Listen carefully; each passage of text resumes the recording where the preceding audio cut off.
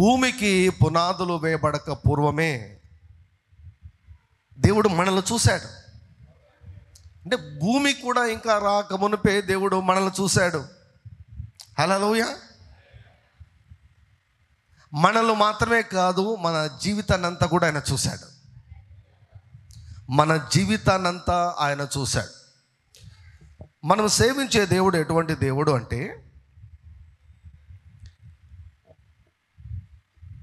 మన దేవునికి ఇవ్వబడినటువంటి ఒక బిరుదు ఏమిటంటే ఆల్ఫా ఒమేగా, ఆదియు అంతం ఆయన. హల్లెలూయా. ఆదియు అంతం. కార్యము ఆరంభము కాక మునిపే ఆరంభాన్ని తర్వాత ముగింపును కూడా చెప్పగలిగే పరమ జ్ఞాని మనం సేవించే యేసయ్య. హల్లెలూయా. సో మన జీవిత కాలానికి అంతటికీ కావలసినటువంటి పరిష్కారములను అన్నింటినీ కూడా దేవుడు ముందే సిద్ధపరిచాడంట. కొరింథీయులకు వ్రాయబడిన మొదటి పత్రిక 2వ అధ్యాయంలో మనము చూసిన ప్రకారము దేవుడు తనను ప్రేమించే వారి కొరకు ఏవి సిద్ధపరిచాడో ఈ కంటికి కనబడలేదు, చెవికి వినపడలేదు, ఆ మనుష్య హృదయానికి గోచరం కాలేదంట. కీర్తనకాడు అంటాడు, దేవా నీ మార్గము సముద్రములో ఉండెను. సముద్రంలో మార్గం ఎవరికైనా కనిపిస్తుందా? సముద్రంలో మార్గము ఎవరికీ కనిపించదు, కానీ మార్గం ఉందంట సముద్రంలో. సముద్రంలో మార్గం ఉంది. What we really need is a seeing I. పరిష్కారాలు ఆల్రెడీ ఉన్నాయి. పరిష్కారాలు ఆల్రెడీ సిద్ధపరచబడి ఉన్నాయి. ప్రతి సమస్యకు నీవు ఎదుర్కొనబోయే నీతిమంతుని కలుగు ఆపదలు అనేకములు, వాటి అన్నిటి నుండి ఆయన వారిని విడిపిస్తాడు. నా శ్రమలో నేను యెహోవాకు మొరపెట్టి తిని నాకు కలిగిన భయములన్నిటి నుండి ఆయన నన్ను విడిపించాడు. హల్లెలూయా. నీకు సమస్య పుట్టక మునుపే పరిష్కారాన్ని కూడా దేవుడు సిద్ధపరిచాడు. దేవుడు అంత మంచి దేవుడు. యేసుక్రీస్తు ప్రభువును ముఖాముఖిగా చూసినటువంటి వారు, ఆయన సన్నిధిని అనుభవించినటువంటి వారంట, ఎప్పుడైతే ఆయన కనిపిస్తాడో వారికి ఇంకా ఏవి అడగబుద్ధి కాదంట. మనం ఇప్పటి పరిస్థితుల్లో మనం అనుకుంటాం, దేవుడు కనిపిస్తే నేను ఇవి అడుగుతాను, అవి అడుగుతాను అనుకుంటాం. కానీ ఆయన సన్నిధిలో ఆయన ప్రేమను చూసినప్పుడు ఈ ప్రేమకు మించి నాకు ఇంకేమీ నాకు అవసరం లేదయ్యా అన్నటువంటి పరిస్థితి వస్తుందంట. ఆయన అంత ప్రేమ కలిగినటువంటి వాడు, అంత ప్రేమ కలిగినటువంటి వాడు. ఇప్పుడు సమస్య పుట్టక మునిపే పరిష్కారాన్ని కూడా రెడీ చేసి పెట్టాడంటే, ఇప్పుడు భూమి మీద ఎలాగూ మన శత్రువు ఉన్నాడు అపవాది, ఈ భూమి మీద సమస్య రాకమునిపే పరిష్కారాన్ని కూడా రెడీ చేసి పెట్టాడంటే ఆయన ఎంత శ్రద్ధ వహించాడని మనం చూడవచ్చు. సో కనుక for every problem God has already prepared a solution. నువ్వు ఇప్పుడు ప్రార్థన చేస్తే దేవుడు ఒక క్రొత్త సొల్యూషన్ ఏమి మొదలు పెట్టాడు. దేవుడు అంటాడు, నేను ఎప్పుడో పరిష్కారాన్ని కూడా రెడీ చేసి పెట్టాను. నీకు కావాల్సింది, నీకు అవసరం ఉన్నదంతా ఏంటంటే ఆ పరిష్కారం ఎక్కడ ఉందో చూడగలగాలి. చూడగలిగే కన్ను. హాగరు అరణ్యంలో ఉంది. హాగరు కుమారుడు ఇష్మాయేలు అల్లాడిపోతూ ఏడుస్తూ ఉన్నాడు. దాహంతో, నీళ్లు లేవు, చచ్చిపోతామేమో అనుకున్నారు. ఆ చిన్నవాడు కేకలు వేస్తే, ఏడిస్తే దేవుడు దానిని ప్రార్థనగా అనుకున్నాడు. హాగరు కళ్ళు తెరిచాడంట. హాగరు కళ్ళు తెరిస్తే అక్కడే ఎదురుగా ఉన్నటువంటి ఒక ఊట కనిపించిందంట. ఎక్కడ? ఎడారిలో ఊట కనిపించిందంట. ఎడారిలో ఊట. 30 లక్షల మందికి నీటి సమస్య వచ్చింది, నీటి సమస్య వచ్చింది. నజరేయుడైన యేసుక్రీస్తు వారి నామములో నేను ప్రవచనం చెప్తాను. ఈ ఎండల కాలం ఒక్కరికి కూడా నీటి ఎద్దడి రాకుండాను గాక, సమృద్ధిగా నీరు దొరుకును గాక. నేను ఒక మాట చెప్తాను, బాగా వినండి. ఇది జ్ఞానం. This is called wisdom. వరద బాధితులు అంటారు కదా, మొన్న లైవ్లో ఎప్పుడో చెప్పినట్టున్నా, వరద బాధితులు అంటారు కదా. అంటే వరద వచ్చి వరద వలన బాధను నష్టాన్ని అనుభవించినటువంటి వారిని వరద బాధితులు అంటాం. ఈనాడు ప్రపంచం అంతా కూడా, మనుషులంతా కూడా వరద బాధితులు అనే దానికంటే వర్డ్ బాధితులు అన్నమాట. వర్డ్స్ బాధితులు, మాటల బాధితులమే. ఇక చూడండి, మీరు ఇమాజిన్ చేయండి, ఎంతమంది ఈ సమ్మర్ గురించి మాట్లాడతారు. ఇంకా ఎండాకాలం కాకమునిపే, ఎండాకాలం రాకుండా ఎండ చంపేస్తుంది, ఈ ఎండాకాలం ఏం చేయాలో ఏమో, మళ్ళీ నీటి సమస్య వస్తుంది, ఏం చేయలేమో, ఇంకా నీటి యుద్ధాలే జరుగుతాయంట, అక్కడ నీళ్ళు లేవంట, ఇక్కడ నీళ్ళు లేవంట, ఏం చేయాలో ఏమో. చూసారా, ఎక్కడ కూడా ప్రజలందరూ ఇటువంటి మాటలు మాట్లాడుతూ ఉంటే ఏం జరుగుతాయి? ఈ ప్రపంచము మాటల చేత నిర్మించబడింది, మాటల చేత నడిపించబడతా ఉంది. దృశ్యమైనవి అదృశ్యమైనవి అన్నీ కూడా మాటలతోనే సృష్టించబడ్డాయి. ఇప్పుడు ప్రవచనం విడుదలై ప్రవచనాన్ని ఆధారం చేసుకొని మనము ఈ సంవత్సరం మాకు ఎటువంటి నీటి సమస్య రాదు అని మనం అందరం పలుకుతుంటే ఏమవుతుంది? ఈ మాటలు నెరవేర్చబడతాయి. మాటల వలన మనం లబ్ధిదారులం కావాలి, మాటల వలన మనం బాధితులు కాకూడదు. హల్లెలూయా. అందుకే ప్రతిరోజు కూడా నీ గురించి, నీ యొక్క వీధి గురించి, నీ ఊరి గురించి ఎప్పుడు కూడా అనుకూలమైన మాటలే మాట్లాడాలి. హల్లెలూయా. ఎలీషా దగ్గరికి ఆ యొక్క కుమారుడు చనిపోయిన బాధలో ఆ తల్లి పరిగెత్తుకుంటూ వస్తుంది. ఎలీషా చూసి, దేవుడు నాకేదో దాచిపెట్టినట్టున్నాడు, ఆమె ఇంత గాబరాగా పరిగెత్తుకుంటూ వస్తుంది, టెన్షన్తో పరిగెత్తుకుంటూ వస్తుంది అని ఎలీషా చూసి అడిగితే, అమ్మ ఎలా ఉన్నావు అంటే ఆమె ఏముంటుంది తెలుసా? బాగున్నాను అంటుంది. కుమారుడు చచ్చిపోయి ఉంటే ఆమె ఏముంటుంది తెలుసా? Is all well with you, అన్నీ బాగానే ఉన్నాయంటే అన్నీ బాగానే ఉన్నాయి. హల్లెలూయా. సో నీ గురించి కానీ, నీ కుటుంబం గురించి కానీ, నీ భవిష్యత్తు గురించి కానీ నెగిటివ్ మాట్లాడద్దు, న్యూట్రల్గా కూడా ఉండవద్దు. న్యూట్రల్గా ఉన్నామంటే నీ గురించి వేరే వారు మాట్లాడిన మాటలు నెరవేరుతాయి. జాగ్రత్త. న్యూట్రల్గా ఉంటే, నువ్వు ఏమీ మాట్లాడకుండా ఉంటే, ఇప్పుడు ఫర్ ఎగ్జాంపుల్ అలా ఎలా పాస్టర్ గారు అంటారా, మనము జీవిస్తున్నదే శపించబడినటువంటి భూమి మీద జీవిస్తున్నాం. 1 ఎకరా స్థలం ఉంది అనుకోండి, మీరు సేద్యం చేయలేదు, మీరు ఏం చేయొద్దండి, అలా వదిలేసేయండి. అలా ఖాళీగా ఉంటుందా, లేకపోతే అన్ని పిచ్చి మొక్కలన్నీ పెరుగుతాయా? పెరగవా? పిచ్చి మొక్కలన్నీ పెరుగుతాయి. అంతే. నువ్వు న్యూట్రల్గా ఉన్నావు అంటే, నీ గురించి నువ్వు ఏమీ మాట్లాడకుండా ఉన్నావు అంటే,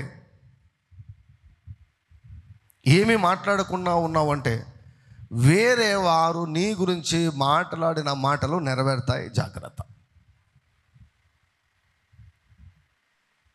so we should be very very careful. So కాబట్టి ఈ సంవత్సరము మనకు ఎటువంటి నీటి సమస్య రాదు. హల్లెలూయా. ఎండ వేడిమితో, సన్ స్ట్రోక్స్తో ఎవరు కూడా మరణించరు, ఎవరు కూడా కళ్ళు తిరిగిపడరు. హల్లెలూయా. ప్రతి సంవత్సరం ఒకటే రకమైన ఉష్ణోగ్రత ఉంటుంది. కాకపోతే ఏమంటారు తెలుసా, ఈసారి చాలా ఎక్కువ ఉంది అంటుంటారు.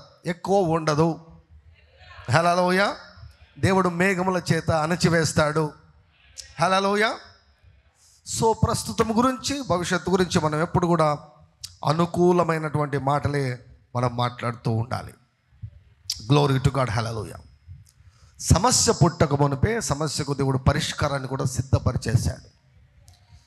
బైబిల్ గ్రంథంలో అండ్ ఎస్పెషలీ ఈ అప్పులలో ఇరుక్కున్నటువంటి వారు ఉన్నారు కదా, అప్పులలో ఇరుక్కున్నటువంటి వారి ప్రతి ఒక్కరి జీవితంలో కూడా దేవుడు అద్భుతాన్నే చేశాడంట. అంటే నేను చెప్తాను, మీకు అర్థమయ్యేటట్టు చెప్తాను. ఇప్పుడు మీకు 10 లక్షల అప్పు ఉంది కాబట్టి ప్రతి నెల మీరు ఈఎంఐ ఎంతో కడతారు, మీరు 10,000 15,000 కడతారు.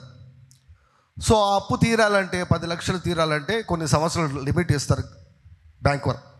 అలా నెలని ఇంత కట్టుకుంటూ వారు చెప్పిన టైంకి బయటికి రావడం. అంటే ఒక సాధారణమైన పద్ధతిలో అప్పు నుంచి బయటికి రావడం ఎలా అంటే కొంచెం కొంచెం కట్టుకుంటూ బయటికి రావడం అన్నమాట. కానీ అటువంటిది బైబిల్ గ్రంథంలో నెరవేరలేదు, అటువంటిది జరగలేదు బైబిల్ గ్రంథంలో. అప్పులతో ఉన్నటువంటి వారి ప్రతి ఒక్కరి జీవితంలో దేవుడు వెంటనే అద్భుతాలు చేశాడు, త్వరగా అద్భుతం చేశాడు.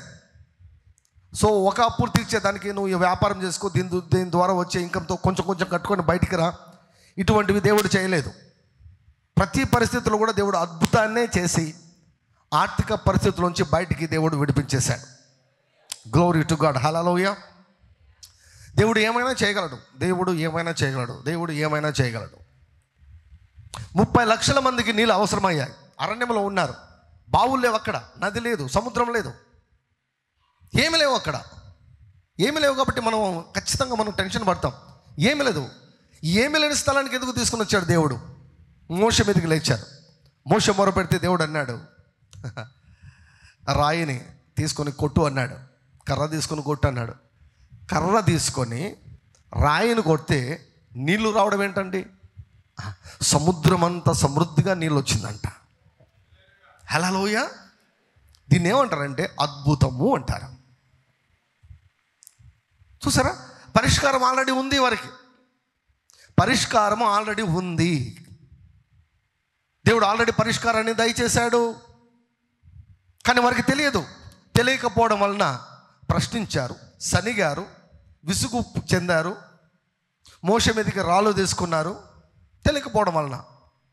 కానీ మోషే మొరపెట్టినప్పుడు దేవుని స్వరం విన్నాడు. ఇలా చేయి మోషే, నేను ఆల్రెడీ రెడీ చేసి పెట్టాను, ఆ కొండ లోపలే ఉన్నాయి నీళ్ళు. కొండ లోపల నీళ్ళు ఎలా ఉంటాయి ప్రభా?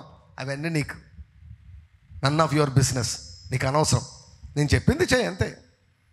కర్ర తీసుకుని ఆ బండను కొట్టు, బండలోంచి నీళ్ళు వస్తాయి. 30 లక్షల మందికి సరిపోయే నీళ్ళు సమృద్ధిగా విడుదలవుతాయి. అరణ్యంలో ఎన్ని అద్భుతాలు చేశాడండి దేవుడు. అరణ్య మార్గం గుండా నువ్వు వెళ్తున్నావా? అయితే అద్భుతాలు పొందేదానికి నీవు అర్హత పొందిన వ్యక్తివి అన్నమాట. You can expect miracles happening to you if your life is passing through wilderness.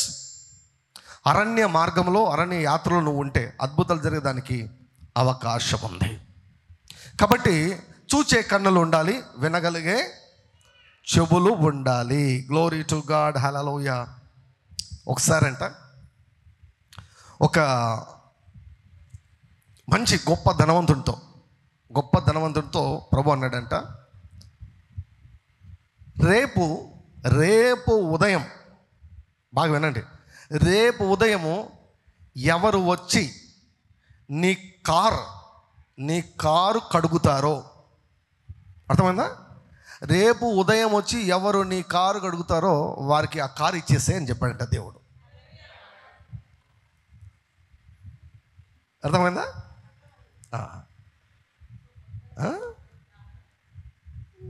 So ఈయన విన్నాడు దేవుని స్వరం, ఓకే ప్రభు అన్నాడు. తర్వాత ఒక వ్యక్తి, వీళ్ళ డ్రైవర్ కాదు, వీళ్ళ ఇంట్లో పని చేసే వాళ్ళు కాదు, ఒక వ్యక్తి దేవుని యొక్క సన్నిధిలో గడుపుతుంటే దేవుడు అన్నాడంట, పలాని స్థలం దగ్గరికి వెళ్ళి అక్కడికి వెళ్ళి కారు కడుగు అన్నాడంట. అంటూనే నేనేంది ప్రభువా, కారు కడగమేం ప్రభువా, ఇవి ఏమి అడగకుండా నువ్వు చెప్పావు కదా ప్రభా, సరే ప్రభా నేను వెళ్ళి కడుగుతాను ప్రభా అని చెప్పేసి ఉదయకాలం నేను లేచి కారు కడిగేదానికి వచ్చాడంట.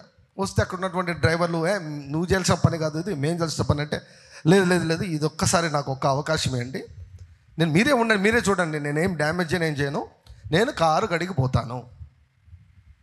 లోపల ఆ విషయం ఏం చెప్పలేదు, మన దేవుడు చెప్పింది ఏం చెప్పలేదు. నేను కారు కడిగిపోతాను అన్నాడంట. ఈయన ప్రెషర్ చూసి, ఫోర్స్ చూసి వారు సరే కడుగు అన్నాడట. కారు కడుగుతూ ఉండగా ఇంటి ఓనర్ వచ్చాడంట. వచ్చి చూశాడంట.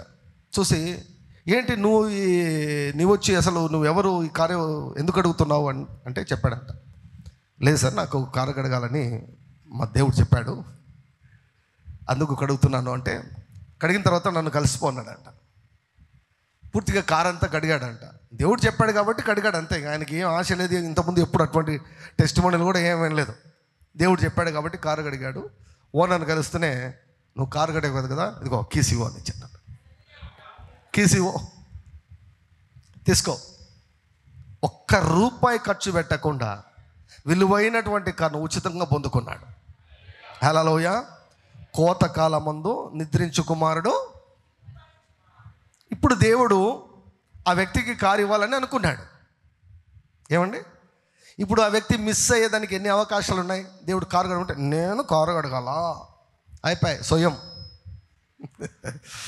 మొన్న ఎవరన్నారు, ఎచ్చలకు పోతే బొచ్చు ఉడుతుందంట. దేవుని దగ్గర అస్సలు ఎచ్చలకు పోకూడదు.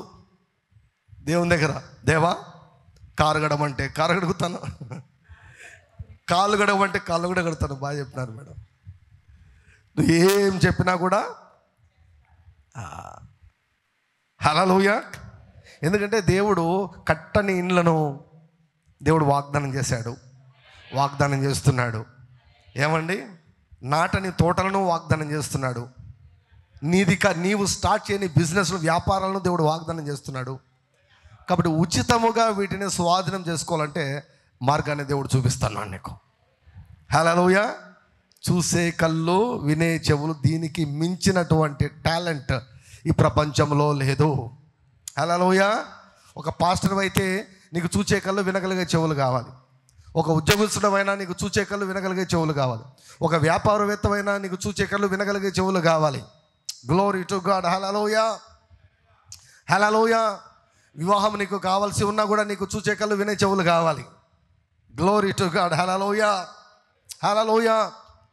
మనుషుల వెనకల, కుటుంబాల వెనకల ఏ శక్తులు ఉన్నాయో అవి చూడకపోతే ఎలా? మనం చాలాసార్లు ముఖము, హైటు ఇవి మాత్రమే చూస్తాం మనం. కానీ ఆ వ్యక్తి వెనకల, లేకపోతే ఆ కుటుంబంలో దయ్యాలు పని చేస్తున్నాయో, దేవదూతలు పని చేస్తున్నాయో తెలియకపోతే ఎట్లా? ఫస్ట్ అది చూడాలి. వీరు ఏ శాపానికైనా కనెక్ట్ అయి ఉన్నారా? ఈ కుటుంబంలో ఏదైనా శాపం పనిచేస్తూ ఉందా? అది ఎక్కడ కనుక్కోవాలి? 4 గోడల మధ్యలో కనుక్కోవాలి. 4 గోడల మధ్యలోనే కనుక్కోవాలి. Glory to God. హల్లెలూయా. లేకపోతే ఈ కాలంలో మాత్రం మోసపోవడం మాత్రం పక్కా మోసపోతారు. ఈ కాలంలో మాత్రం, ఈ కాలంలో పక్కా మోసపోతారు. సో చూచే కన్నులు, వినగల చెవులు చాలా చాలా ప్రాముఖ్యం. హల్లెలూయా.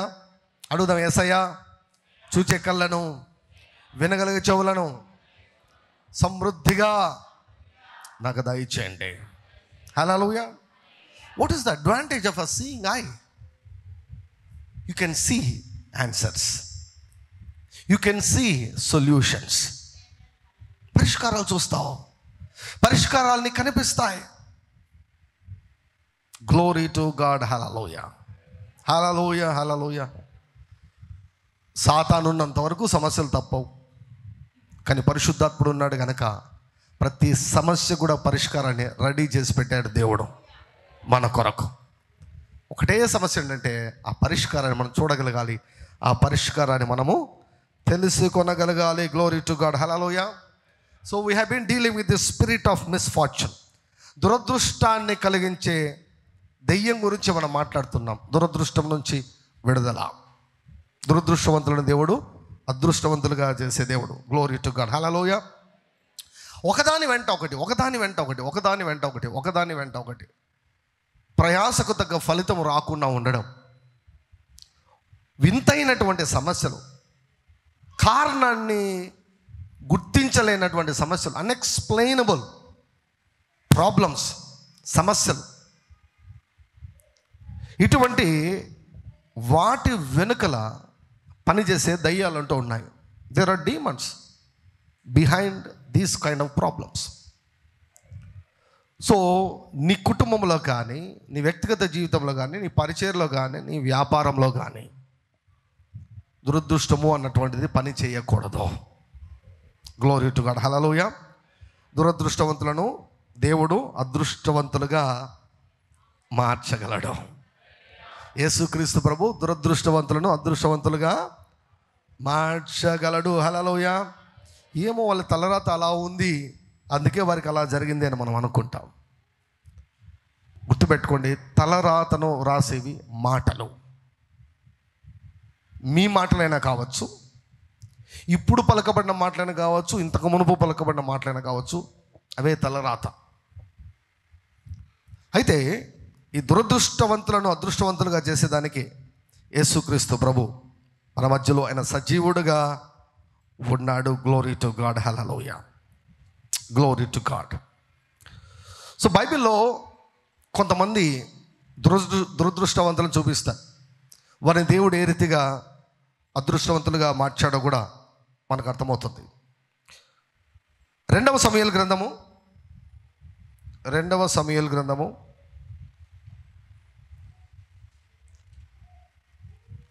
4వ అధ్యాయము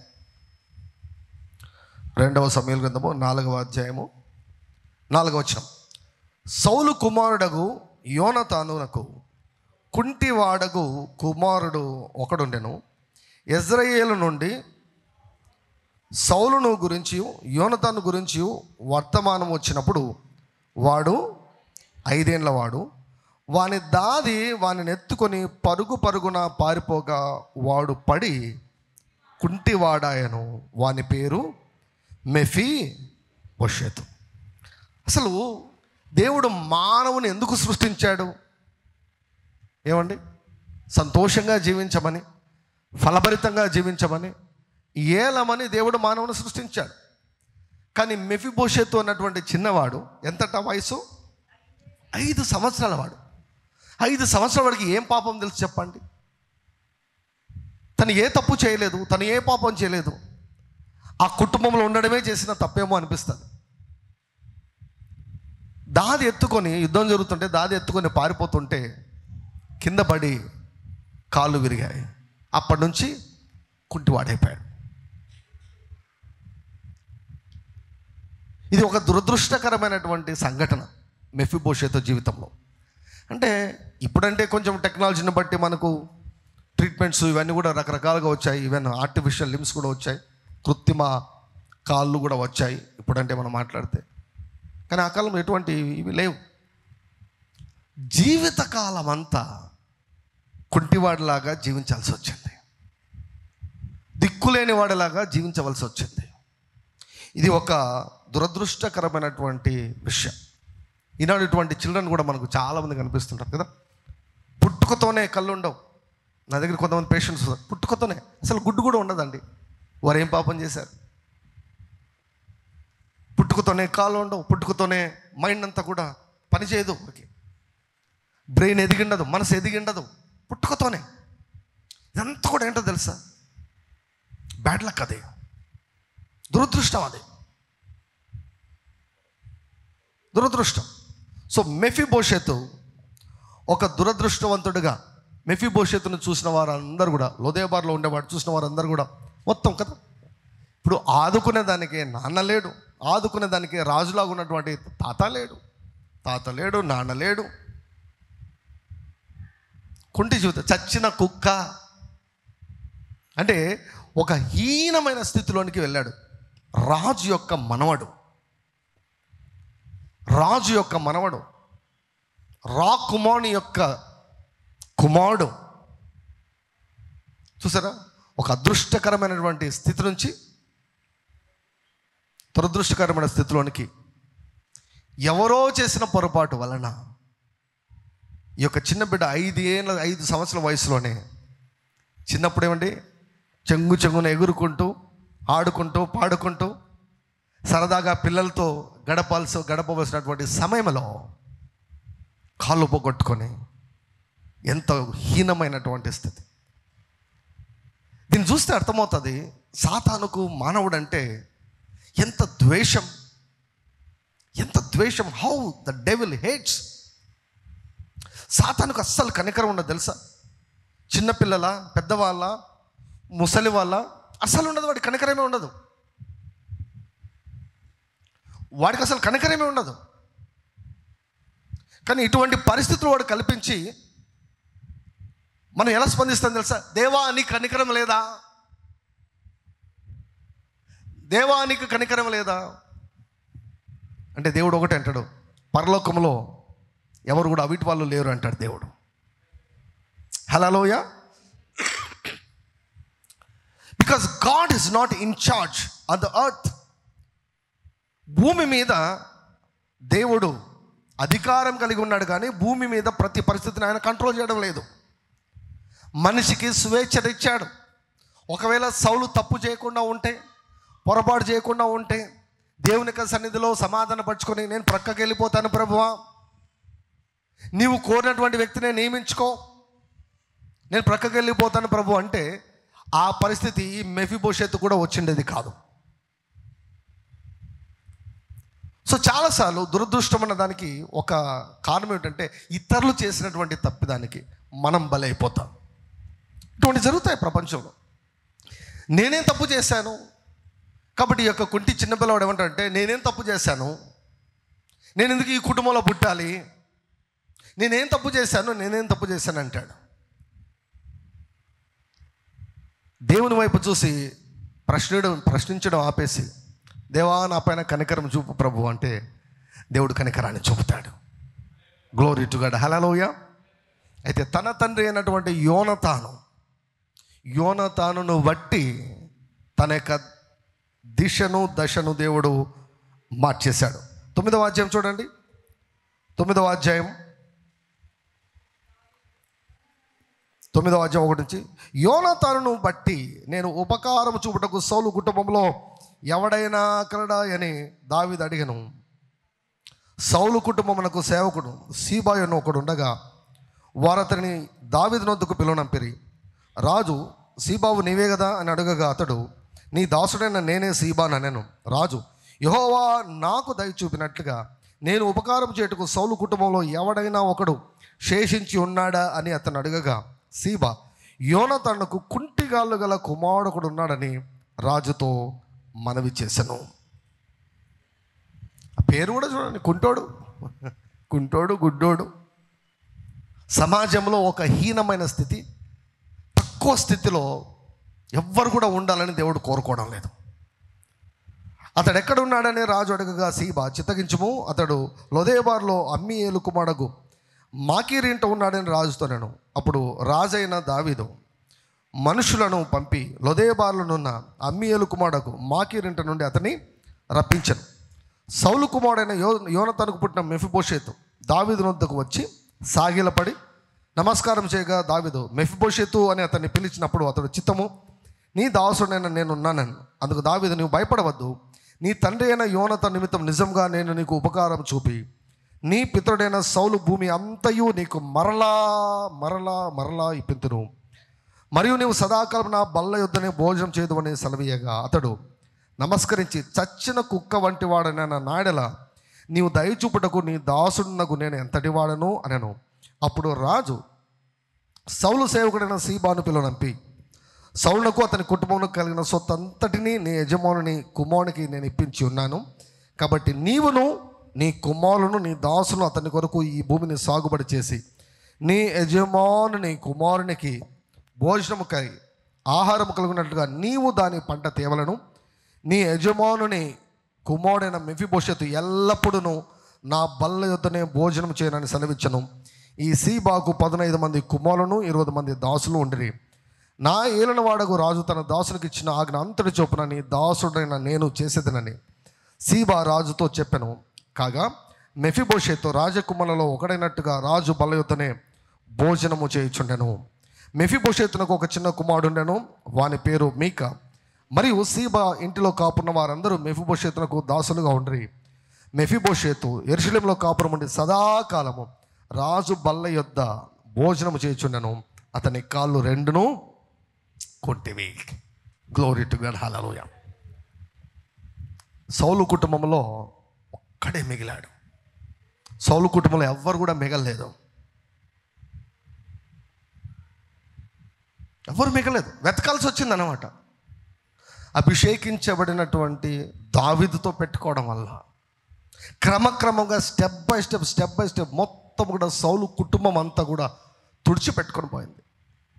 ఎవరైనా ఉన్నారని అడిగితే కుట్టివాడైనటువంటి మెఫీబోషెతు దొరికాడు, పిలిపించాడు. రాజు బల్ల యొద్దనే, బల్ల మీద కూర్చుంటే కుంటివాడ కాళ్ళు ఉన్నాయని చెప్పగలరా ఎవరైనా? ఎల్లప్పుడూ రాజు బల్ల ఎదుట కూర్చుని రాజు తినే ఆహారాన్ని తినుకుంటూ వచ్చాడు. అప్పుడు ఏమంటారు ఆ దేశంలో ఉన్న వారందరూ మెఫీబోషెతుని చూసామంటారు, ఏమైతే ఏం లేబ్బా, తంతే ఎక్కడ పడ్డావు, నేతిలో పడ్డావు. Glory to God, hallelujah. Glory to God, hallelujah. Glory to God, hallelujah. మీరు చేసే కార్యాలు ఖచ్చితంగా మీ పిల్లలకు దీవెనకరంగా మారతాయి. హల్లెలూయా. మెఫీబోషెతు దీవించబడిన దానికి కారణం యోనాతాను దావీదుతో చేసుకున్నటువంటి నిబంధన. దావీదును యోనాతాను కాపాడాడు కాబట్టి దావీదు ఏం చేశాడు, దానికి ప్రత్యుపకారంగా యోనాతాను కుమారుని దీవించాడు. సౌలు పొరపాటు వలన మెఫీబోషెతు 2 కాళ్ళు పోయాయి. యోనాతాను చేసినటువంటి ఒక మంచి పని వలన మెఫీబోషెతు జీవితకాలం అంతా దీవించబడ్డాడు. గ్లోరీ టు గాడ్, హల్లెలూయా.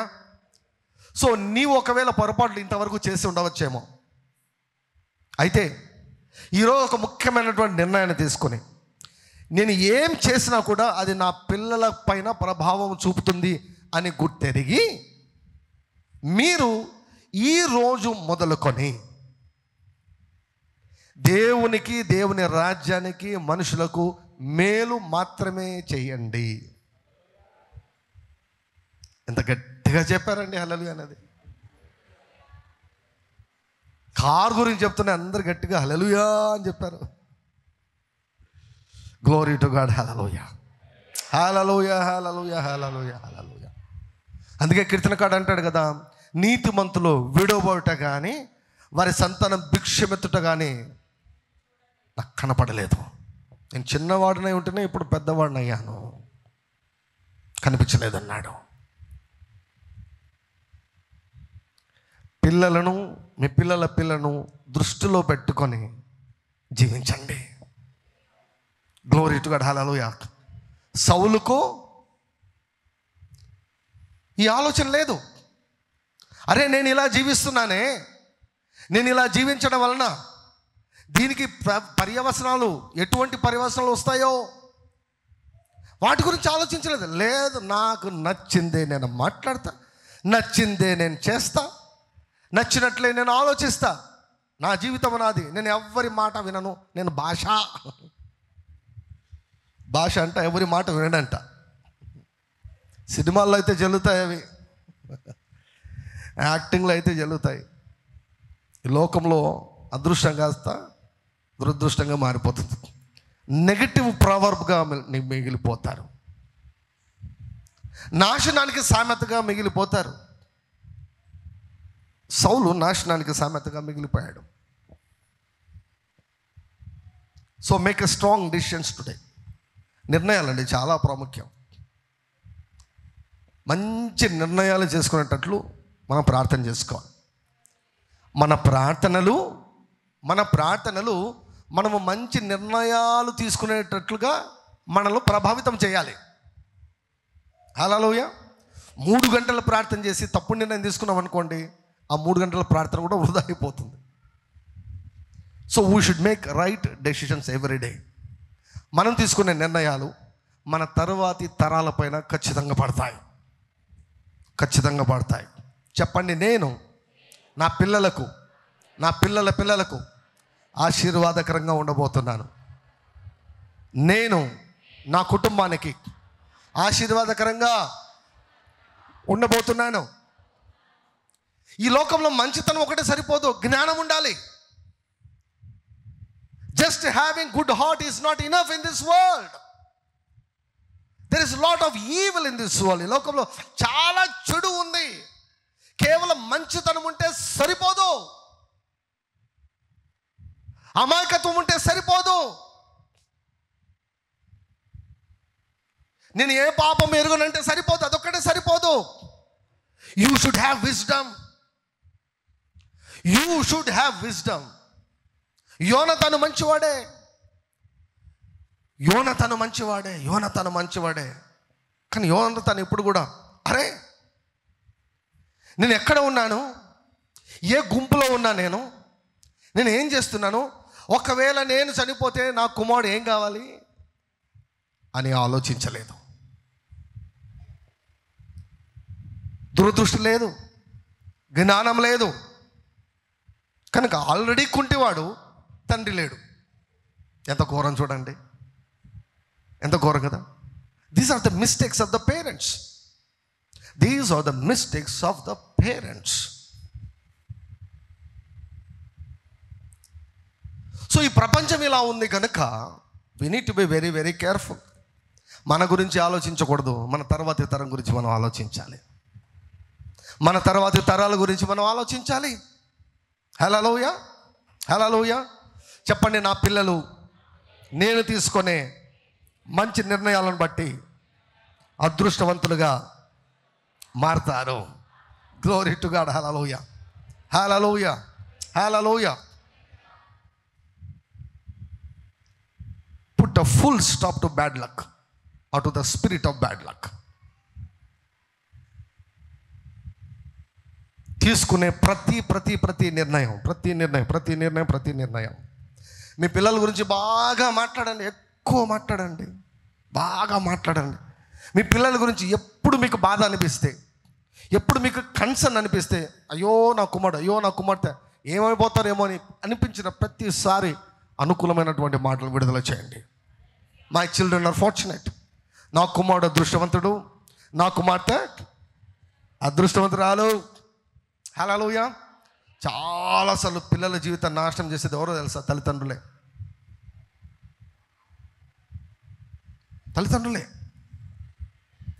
తెలియకుండానే శపిస్తూ ఉంటారు, తెలియకుండానే శాపనార్థాలు పెడుతూ ఉంటారు.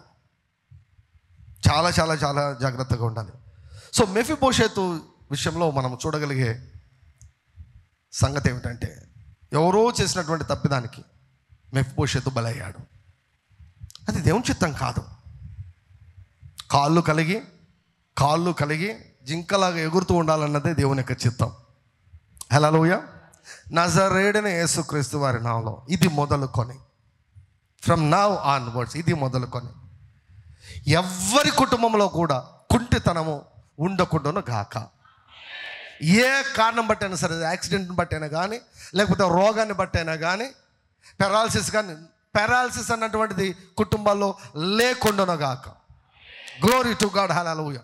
ఈ పరిచయంలో నాటమైనటువంటి ఏ కుటుంబంలో కూడా కుంటితనం, అవిటితనం ఉండకుండును గాక, రాకుండును గాక, ఉంటుంది వెళ్ళిపోవును గాక, యేసు నామములో. 2వ రాజుల గ్రంథము 2వ అధ్యాయము.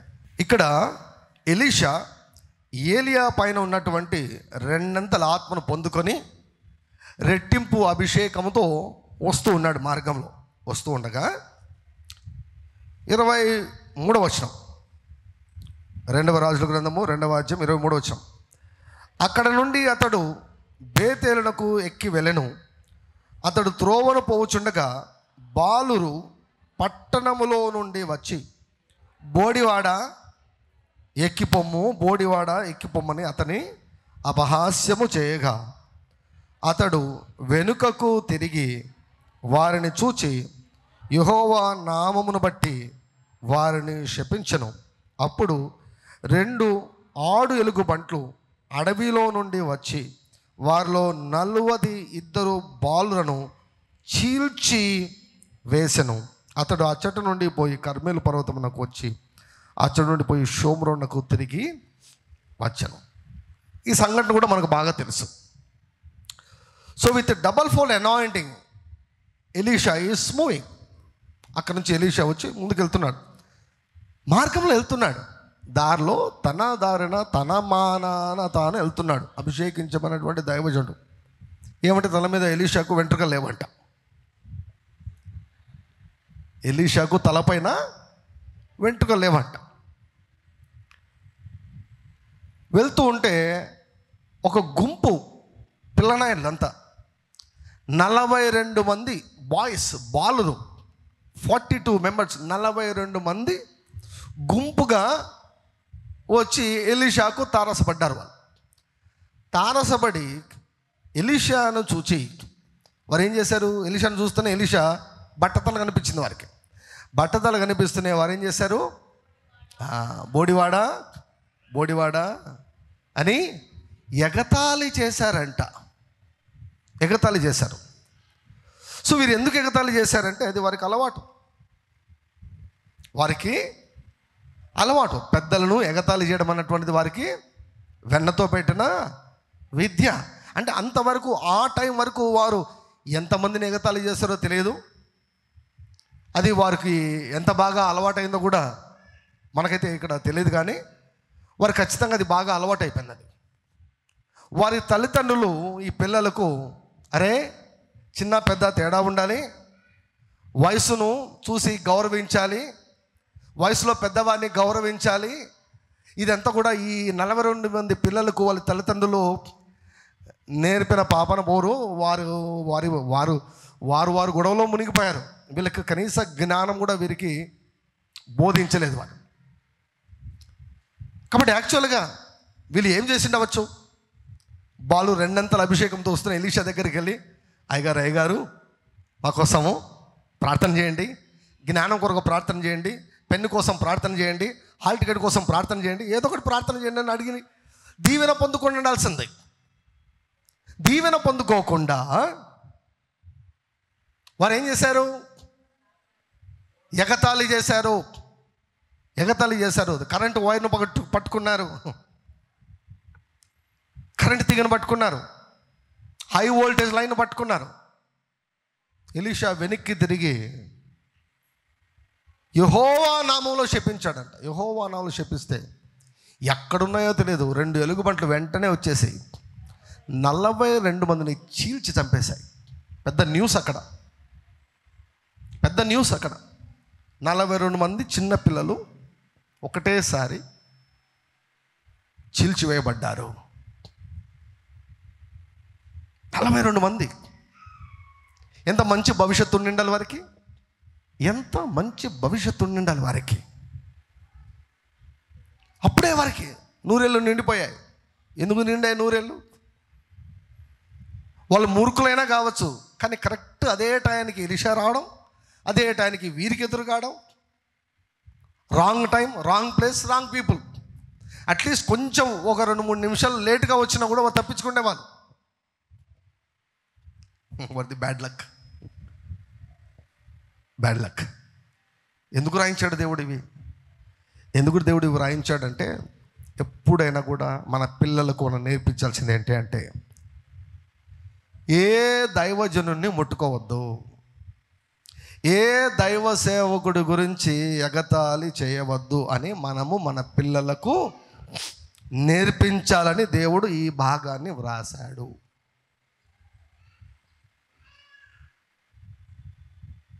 We need to teach our children. పిల్లల ముందు ఇంకొక సేవకుని గురించి కానీ సేవకుల గురించి కానీ ఎగతాళి కూడా చేయకూడదు. నాకు తెలిసి ఈ 42 మంది పిల్లల తల్లిదండ్రులు ఇలాంటి వారే ఉంటారు. అరే ఇలా మాట్లాడితే ఏమైనా మనకు జరుగుతుందేమో అన్నటువంటి భయము భక్తి ఏమీ లేకుండా ఉండడం. ఆ కైండ్ ఆఫ్ కేర్లెస్నెస్ యాటిట్యూడ్, నిర్లక్ష్య వైఖరి. వీరు దురదృష్టవంతులు అయిపోయారు. వీరు అసలు అవకాశమే లేకుండా పోయింది వీరికి కదా, బాగుపడేదానికి కూడా అవకాశమే లేకుండా పోయింది వీరికి. తో దీస్ బాయ్స్ వీరికి చాలా చాలా చాలా చాలా బ్యాడ్ లక్. ఇటువంటి విలోకంలో ఎలుగుబంటి కాకపోతే కారు కావచ్చు, ట్రాక్టర్ కావచ్చు, లారీ కావచ్చు, ఎలుగుబంటి కావాల్సిన అవసరం లేదు కదా. మొత్తానికి మాత్రం ఈ పిల్లలు అక్కడే చనిపోయారు, అదే రోజు చనిపోయారు.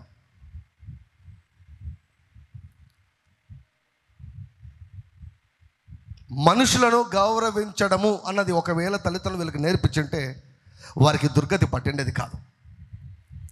ఆనర్ అన్నటువంటిది చాలా ప్రాముఖ్యం అండి. గౌరవము అన్నటువంటిది చాలా ప్రాముఖ్యం.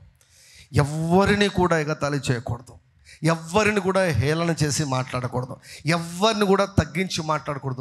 అది గర్వము. దేవుడు దానికి అస్సలు ఏ మాత్రం కూడా ఒప్పుకోడు. యెహోవా నామమునే శపించాడంట దేవుడు. కొన్నిటికి దేవుడు ఓకే అంటాడు, లెట్ ఇట్ హ్యాపెన్ అంటాడు. చిన్నపిల్లలే ఎలీషా భలేవాడివిలే నువ్వు, చిన్నపిల్లలు వాళ్ళకే తెలిసి తెలియని వయసులే అన్నాడు. అందుకే రాయించాడు బాగానే. హై వోల్టేజ్ వైరు చిన్నపిల్లలు ముట్టుకున్నా షాక్ కొడుతుంది, పెద్ద పిల్లలు ముట్టుకున్నా షాక్ కొడుతుంది. నియమాలకు ఓ బిల్డింగ్ మీద నుంచి పైనుంచి కింద పడ్డారనుకోండి, ఎవరికైనా గాయాలవుతాయి. నియమాలకు మర్యాద ఉండదు. నియమాలకు చిన్నపిల్లల పెద్దవల్ల ఏముండదు, దయ్యానికి ఉన్నట్లే. God has to say okay, సరే ఇప్పటికి కానీ మనాల్సిందే దేవుడు. యెహోవా నామమునే శపించాడంట ఎలీషా. చిన్న వయసులోనే దురదృష్టలు అయిపోయారు, తమ జీవిత యాత్రను ముగించేశారు. చాలాసార్లు మనకు బ్యాక్గ్రౌండ్లో ఏమి జరిగింటుందో తెలియక అప్పుడే నూరేళ్ళండయ్యా. ఇవి ఎందుకు మనము స్టడీ చేస్తున్నామంటే ఇటువంటివి మన జీవితాల్లో కానీ, మన కుటుంబాల్లో కానీ, మన పిల్లల జీవితాల్లో కానీ జరగకూడదు. ఆమేన్. జరగకూడదు. ఆమేన్. హల్లెలూయా. మత్తయి సువార్త 15వ అధ్యాయం. కొంతమంది దురదృష్టవంతులను చూపిస్తున్నాను నేను. మత్తయి సువార్త 15వ అధ్యాయం 21 నుంచి. యేసు అక్కడి నుంచి బయలుదేరి తూరు సీదోన్ల ప్రాంతంలోకి వెళ్ళగా, ఇదిగో ఆ ప్రాంతముల నుండి కనాను స్త్రీ ఒకటి వచ్చి, ప్రభువా, దావీదు కుమారుడు, నన్ను కరుణింపుము, నా కుమార్తె దయ్యం పట్టి బహు బాధపడుచున్నదని కేకలు వేసను. చాలా కనాను స్త్రీ వచ్చి ఆమె ఇంటిలో సమస్యను చెప్పింది. ఏంటి ఆమె ఇంట్లో సమస్య అంటే, ఆమె కుమార్తె దయ్యము పట్టి బహుగా బాధపడుతుందంట. What is going on in that house? ఆ ఇంటిలో ఏమి జరుగుతూ ఉంది? పిల్లలను ఎవరు ప్రొటెక్ట్ చేయాలి? పిల్లలు లేని వాళ్ళు పిల్లలు ఇవ్వు ప్రభువా, గర్భం తెరచు ప్రభువా అని మొరపెడతారు. పిల్లలు వచ్చిన తర్వాత ఏమండి, 2 మర్చిపోకూడదు ఎప్పటికి కూడా. పిల్లలు 1 బహుమానము, 2 బాధ్యత.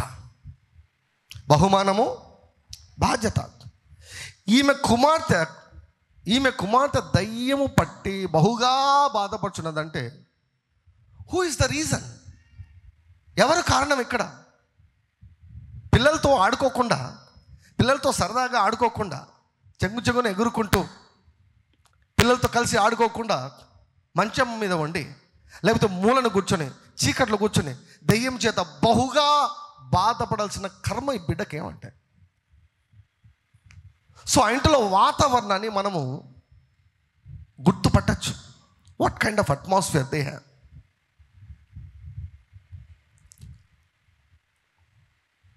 మా ఇంటి లోపల దోమలు అసలు ఉండవు.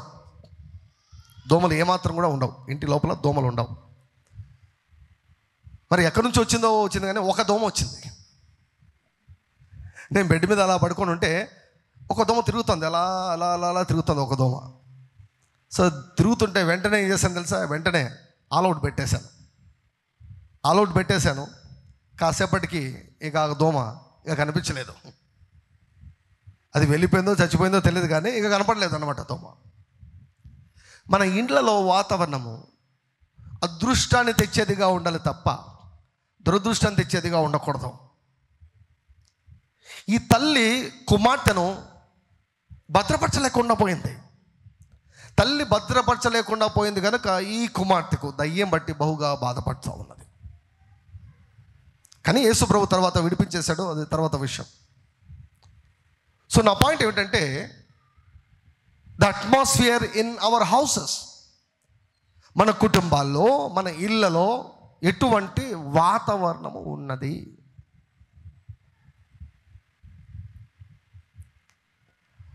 మాటలు అయస్కాంతం లాంటివి. దేవుడు వాతావరణానికి స్పందిస్తాడు, అట్మాస్ఫియర్కు స్పందిస్తాడు. దయ్యాలు కూడా అట్మాస్ఫియర్కి స్పందిస్తాయి. కాసింత బెల్లం వేసి అక్కడ పెట్టండి, ఈగలన్నీ వచ్చేస్తాయి. ఎక్కడ ఉన్నా కూడా వచ్చేస్తాయి. బెల్లం దగ్గరికి వచ్చేస్తాయి ఈగలు వచ్చేస్తాయి. In the same way, when there is a wrong atmosphere in your house, నీ కుటుంబంలో కానీ నీ ఇంటిలో కానీ సరి అయిన వాతావరణము లేదు అంటే, ఏంటి సరైన వాతావరణము? యాకోబు గ్రంథంలో చాలా స్పష్టంగా వ్రాయబడి ఉంటుంది. ఎక్కడ గొడవలు, ఎక్కడ మనస్పర్ధలు, ఎక్కడ ఘర్షణలు, ఎక్కడ భేదములు, ఎక్కడ డివిజన్స్ ఉంటాయో అక్కడ దయ్యాలు ఉంటాయంట. అక్కడ దయ్యాలు ఉంటాయి. దయ్యాలు పిలవాల్సిన అవసరం లేదు. దయ్యమా రా అని పిలవాల్సిన అవసరం లేదు. దురదృష్టమా రా అని పిలవాల్సిన అవసరం లేదు. ఎక్కడ ఘర్షణ ఉంటుందో, ఎక్కడ ఘర్షణ వాతావరణం ఉంటుందో, ఎక్కడ ఏక మనసు ఉండదో, ఏకత్వం ఉండదో, ఎక్కడ ప్రేమ ఉండదో, మనము అన్నీ ఏకీభవించాల్సిన అవసరం లేదు. కొన్ని అడ్జస్ట్ చేసుకోవాలి, కొన్ని భరించాలి. ఒక సంబంధం బలంగా ఉండాలంటే రెండు ఉండాలంట. ఒకటి క్షమాపణ, రెండు భరించగలగాలంట. ఒకటి క్షమాపణ, రెండు భరించే మనసు ఉండాలి. ఈసారి పెళ్లి ప్రమాణాలు ఇది కూడా రాస్తాను. నేను రాయిస్తా ఈసారి, కొంచెం అప్డేట్ చేద్దాం. నా జీవితకాలం అంతా నిన్ను భరిస్తాను అని పలికించాలి అనుకుంటున్నాను. జాస్మేర్ గారు అంటారు, వాళ్ళ భర్తకంట ఆయనకు ఫుట్బాల్ అంటే చాలా ఇష్టమంట. ఫుట్బాల్ అన్న దాన్ని మాన్పించాలని ఆమె చేయని ప్రయత్నం అంటూ లేదంట. ఎన్ని సర్కస్లు చేసినా కూడా ఆమెకు అర్థమైంది ఒక్కటే అంట, ఏంటంటే ఈయన మారడు. కొన్ని విషయాల్లో కొంతమంది మారరు. అది నువ్వు సెట్ చేసి పెట్టు. మారడు అంతే అర్థం చేసుకొని గ్రహించి మార్చేదానికి ప్రయత్నం చేయకుండా ఏం చేయాలి? భరించాలి. బేరీ చేసుకో. ఇప్పుడు ఒక 90% మంచిగా ఉన్నాయి, 10% బాగాలేదు. అప్పుడు ఏం చేస్తారు? 10% కొరకు 90% పోగొట్టుకుంటారా? ఏమండి? 50-50 ఉన్నా కూడా కనీసం 50% ఉన్నాయిలే అని చెప్పేసి భరిస్తారు కదా. ఇప్పుడు 90% అంత నెగిటివ్ ఉండి, కీడు ఉండి, పాడు ఉంటే అప్పుడు ఏమైనా అనుకోవచ్చు. సో కనుక ఈ రెండు కూడా ఇవ్వడం. పాపం అయితే క్షమించగలగాలి. అవి వారి యొక్క మనస్తత్వం అయితే భరించాలి. అప్పుడే ఆ సంబంధము ఏమండి ఎల్లకాలము నిలిచి ఉంటుంది. హల్లెలూయా. ఒకవేళ ప్రభువా భరించాలా లేకపోతే వదిలేసేయాలా అని దేవుని అడగవలసినటువంటి సమయం వస్తే దేవుని అడగచ్చు. అప్పుడు దేవుడు చెప్తాడు, భరించు అంటాడు. నేను భరించలేను ప్రభువా అంటే, సరే నీ ఇష్టం చొప్పున నువ్వు చేయి అంటాడు దేవుడు. అలా కాదు. ఎప్పుడు మన ప్రేయర్స్ ఎప్పుడు కూడా అలా ఉండకూడదు. పరిస్థితిని దేవునికి ఆయనకు ముందుగానే తెలిసి మనం ఆయనకు తెలిపి, ప్రభువా నేనేం చేయాలి, నేను క్షమిస్తాను. రెండవది భరించాలనా ప్రభువా, భరించు అంటాడు దేవుడు. భరించు అంటే భరించాలి. అప్పుడు ఆ సంబంధము నిలబడుతుంది.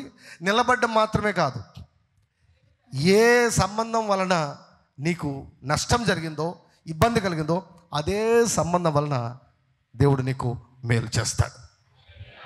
Glory to God. Hallelujah. Glory to God. Hallelujah. Hallelujah. హల్లెలూయా.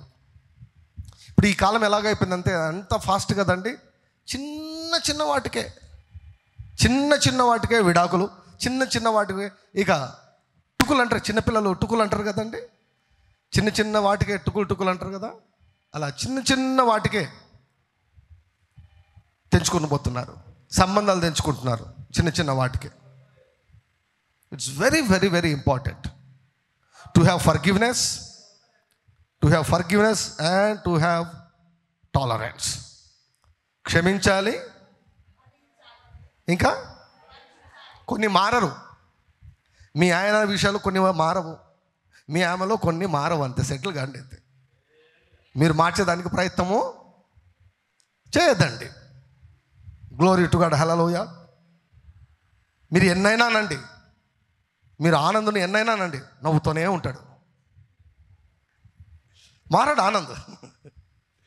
మీరు ఏమని తిట్టండి, నవ్వుతూనే ఉంటాడు అనమాట, నవ్వుతూనే ఉంటాడు. మీకు అసలు అర్థం కాదు అది ఎందుకు నవ్వుతున్నాడో, ఏం నవ్వుతున్నాడో. కొన్ని మనస్తత్వాలు, కొన్ని విషయాలు ఏమండి, ఇతరుల మార్పు కొరకు అసలు ఎదురు చూడొద్దు, భరించాలంతే, భరించక తప్పదు. గ్లోరీ టు హల్లెలూయా. భరించాలా ప్రభు అంటే, నిన్ను భరిస్తాను అవతల వాళ్ళు. నువ్వేం పర్ఫెక్టా, నిన్ను భరిస్తున్నా వాళ్ళు. కాబట్టి నీలో వాళ్ళకి నచ్చని కూడా చాలా ఉంటాయి. కాబట్టి వాళ్ళు నన్ను భరిస్తున్నారు, నేను వారిని భరించాలి. అందరికీ మెచ్చి మనందరినీ దేవుడు భరిస్తున్నాడు. హల్లెలూయా. మనల్ని దేవుడు భరిస్తున్నాడు. So it is very very important to maintain good relationship, especially in the families. ఎక్కడ భార్యాభర్తల మధ్య ఎప్పుడు గొడవలు జరుగుతుంటాయో రాసి పెట్టుకుని, దయ్యాలు ఉంటాయి అక్కడ, ఖచ్చితంగా దయ్యాలు ఉంటాయి. అందుకే 2025వ సంవత్సరంలో ఏ కుటుంబంలో కూడా చిన్న గొడవ కూడా జరగకుండాను గాక. హల్లెలూయా. చర్చించడం వేరు, వాదులాడుకోవడం వేరు. చర్చ ఎప్పుడు కూడా వాదంగా మారకూడదు. డిస్కషన్ ఎప్పుడు కూడా ఆర్గ్యుమెంట్ లాగా మారకూడదు. ఆర్గ్యుమెంట్ అంటే నేను గెలవాలా, నేనే రైట్, నేను రైట్. చర్చ అంటే అలా కాదు, ఓపెన్ మైండ్తో ఆలోచిస్తుంది. సో చర్చించుకోవచ్చు, అది వాదంలాగా మారకూడదు. ఒక కొడుకు వచ్చేసి, డాడీ నాకు పెళ్లి చేయ డాడీ అన్నాడట. నాకు వయసు వచ్చింది, నా తోడి వయసు ఉన్న వాళ్ళందరూ కూడా పెళ్ళిళ్ళు చేసుకున్నారు, నాకు పెళ్లి చేయి అన్నాడట. సారీ చెప్పురా అన్నాడట. ఇదేంది డాడీ, పెళ్ళికి కావాలి డాడీ నాకు అంటే సారీ చెప్పండి, సారీ చెప్తావా లేదన్నాడట. ఎందుకు సారీ చెప్పాలి డాడీ అన్నాడంట. లేదు, సారీ చెప్పాలంటే నేనేం తప్పు చేశానో చెప్పానంట. అదంతా నేను చెప్పాను, నువ్వు సారీ చెప్పాల్సిందే. నాకు చెప్పు డాడీ, అసలు నేనేమైనా తప్పు మాట్లాడింటే, నేను తప్పు ఆలోచించుంటే, నిన్ను బాధ పెట్టే మాట ఏదైనా మాట్లాడింటే నేను చెప్తాను డాడీ. కానీ అదంతా కాదు, మర్యాదగా సారీ చెప్పు అన్నాడట. ఎప్పుడైతే ఆఖరికి ఎందుకు లబ్బమ్మా డాడీతో వచ్చిన పీగులాటని సారీ డాడీ అన్నాడట. ఇప్పుడు నువ్వు పెళ్ళి అయ్యేదానికి క్వాలిఫై అయ్యావరా అన్నాడట. ఇప్పుడు అంటే పెళ్ళి చేసుకున్న తర్వాత నీది తప్పు లేకున్నా కూడా నువ్వు చాలాసార్లు సారీ చెప్పవలసి వస్తుంది. గుర్తుపెట్టుకోండి. సమాధానం కొరకు దయ్యానికి ఇంటిలోకి అనుమతించకుండా ఉండే నిమిత్తం ఏమండి, దోమలు రాకుండా మెష్ వేస్తాం కదా, ఆ మెష్ వేసేదానికి ఏంటి, సరే నాది తప్పు కాకున్నా కూడా నేను, అది బలహీనత కాదండి, వీక్నెస్ కాదు, అది సంబంధాన్ని పటిష్టం చేసుకునేదానికి, అపవాదికి అవకాశం ఇవ్వకుండా ఉండేదానికి, గొడవ ఇంకా ముందుకు పోకుండా ఉండేదానికి.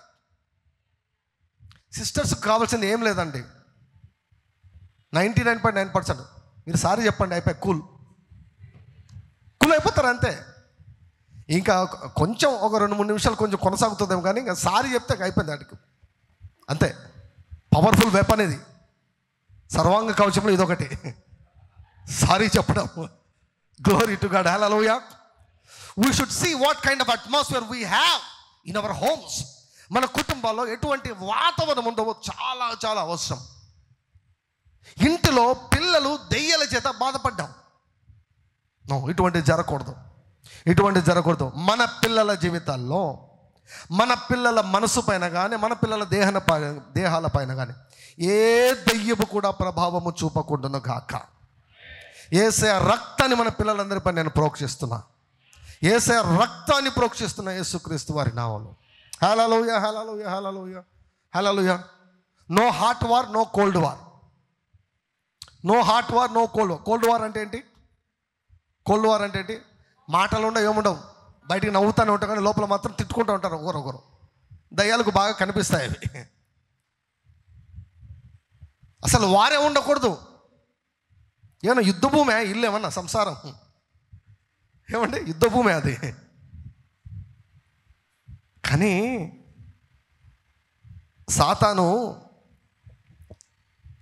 సాతాను గాడు వాడు దేనికి భయపడతాడో వాని ఏజెంట్స్కి చెప్పాడంట.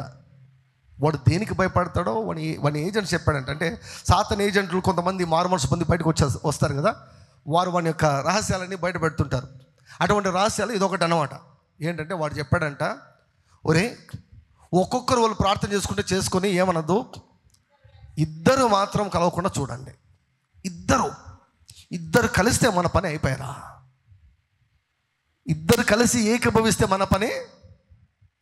కాబట్టి చూడండి ఎన్ని సంసారాల్లో ఇద్దరు ఏకీభవించడం ఇంత కష్టమా? ఆ మాత్రం అడ్జస్ట్ చేసుకోలేరా? నిరీక్షించలేరా? ఓడ్చుకోలేరా? తట్టుకోలేరా? భరించలేరా?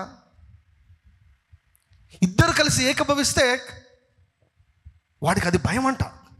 ప్రేయర్ ఆఫ్ అగ్రిమెంట్ అంటే అపవాదికి చాలా భయం అంట. ఇద్దరు కలిస్తే చాలా డేంజర్ మనకు. ప్రభు అంటాడు కదా, మరియు మీలో ఇద్దరు, మరియు మీలో ఎంతమంది? ఇద్దరు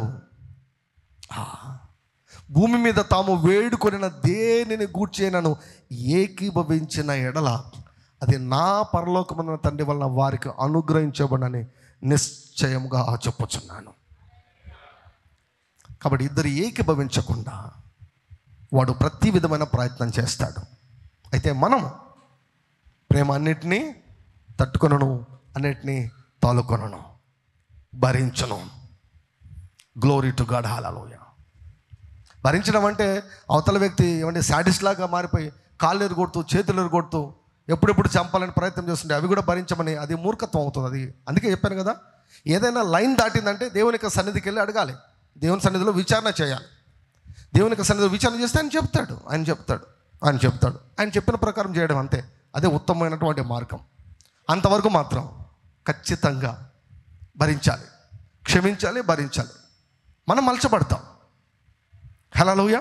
సో మన కుటుంబాల్లో అదృష్టాన్ని ఆకర్షించే వాతావరణం ఉండాలి. దురదృష్టానికి కారణమయ్యే దయ్యం ఉంది, అదృష్టానికి కారణమయ్యే దేవదూత ఉన్నాడు. హల్లెలూయా. ఆయనను ఆకర్షించాలి అంటే, ఆయన పని చేయాలి అంటే మన ఇంట్లో వాతావరణము చక్కగా ఉండాలి. స్ట్రైఫ్ ఉండకూడదు, గొడవ అన్నటువంటిది ఉండకూడదు, ఘర్షణ వాతావరణం ఉండకూడదు, తిట్టుకోవడము, ఒకరినొకరు ఆడిపోసుకోవడము. మన కుటుంబాల్లో ఇటువంటి వాతావరణము ఉండకూడదు. లోకంలో ఇవి ఎక్కువైపోయాయి, కానీ మన కుటుంబాల్లో మాత్రం ఇవి రోజుకు తగ్గిపోవాలి. హల్లెలూయా, హల్లెలూయా. ఎందుకంటే ఇవి అపవాదికి ద్వారాలు తెరుస్తాయి. సో కనుక we should not give licence to the devil. We should not be open any door to the devil to operate upon our children. పిల్లల జీవితం చూసాం, 3 రకాలుగా. మెఫీబోషెత్ తల్లిదండ్రుల వల్ల, ఈ 42 మంది పిల్లలు తల్లిదండ్రుల వల్ల, ఈ ఇంట్లో ఈ అమ్మాయి వారి ఇంట్లో ఉన్న వాతావరణం వల్ల. వారు నానేమో రాలేదు, మరి పట్టించుకోలేదు, ఉన్నాడో లేదో మనకు తెలియదు. వాళ్ళ అమ్మ వచ్చింది, కనీసం వాళ్ళ అమ్మాయిని వచ్చింది. దేవుని నామమునకు మహిమ కలుగును గాక. దాన్ని రివర్స్ చేసేదానికి ఆమె వచ్చింది, యేసయ్యను పట్టుకుంది, గట్టిగా పట్టుకుందా. Glory to God, hallelujah. You can reverse any bad luck upon your children. మీ పిల్లల జీవితాల్లో ఎటువంటి దురదృష్టకరమైనటువంటి విషయాలు మీకు కనిపిస్తున్నా కూడా మనము రివర్స్ చేయగలము. దేవుడు రివర్స్ చేస్తాడు. యేసు ప్రభువును ఆశ్రయిస్తే ఆయన దురదృష్టాన్ని అదృష్టముగా మారుస్తాడు. హల్లెలూయా. మన పిల్లల జీవితాన్ని దేవుడు అదృష్టముగా మార్చును గాక.